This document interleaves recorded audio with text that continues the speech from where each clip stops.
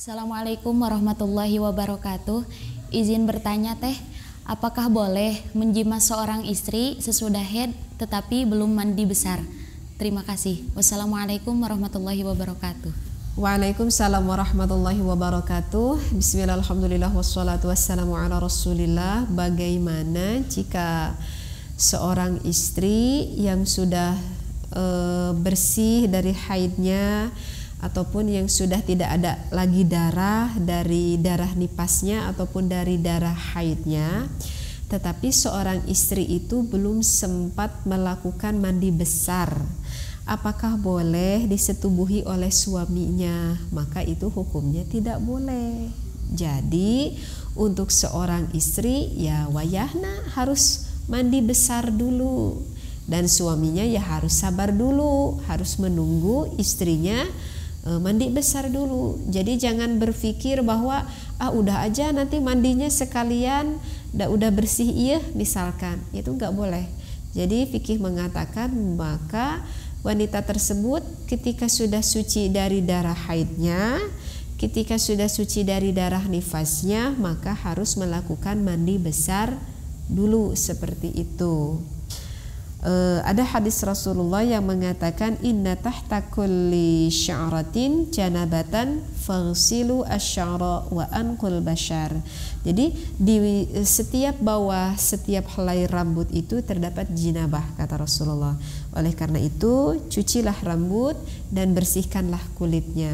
Nah, inilah hadis yang mendasari bahwa setiap sudah selesai haid ataupun selesai nifas harus melakukan dulu mandi besar. Jadi tidak boleh langsung digauli oleh suaminya begitu ya.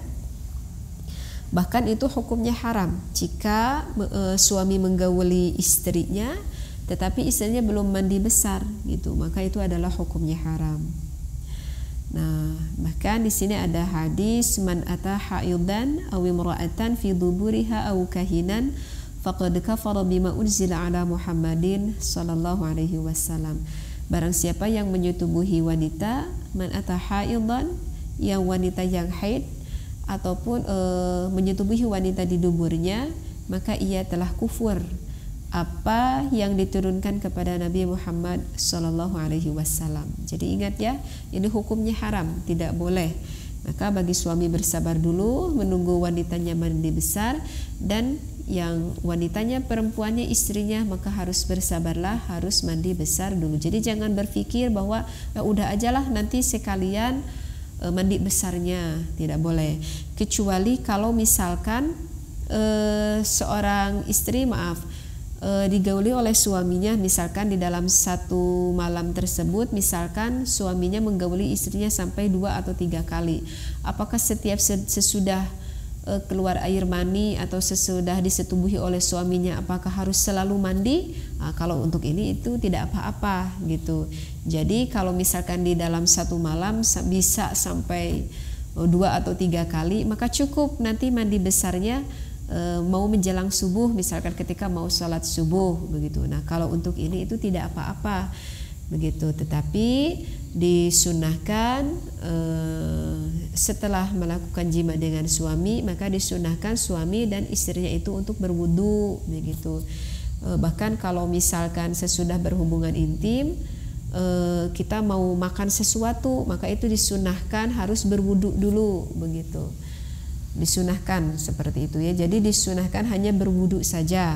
Kemudian bila ingin melakukannya lagi untuk kedua kali, maka tidak perlu mandi besar dulu. Bahkan ada ulama yang mengatakan kalau istri yang sudah suci dari haid, yang sudah suci dari nifas, sebelum mandi besar kemudian digauli oleh suaminya, ulama mengatakan dikhawatirkan takut menjadi anak.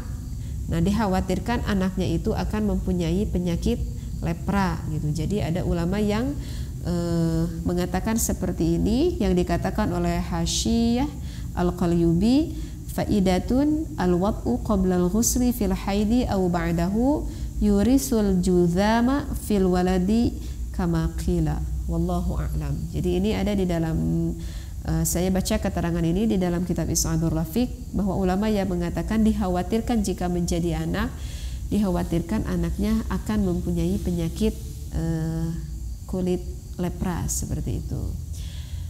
Wabillahi taufiq wal hidayah. Wassalamualaikum warahmatullahi wabarakatuh.